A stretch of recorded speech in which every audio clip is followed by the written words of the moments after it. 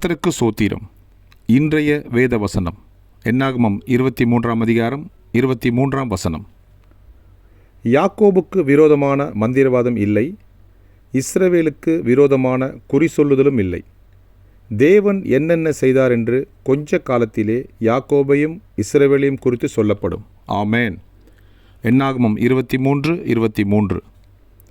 யாக்கோபுக்கு விரோதமான மந்திரவாதம் இல்லை, இஸ்ரவேலுக்கு விரோதமான குறி சொல்லுதலும் இல்லை.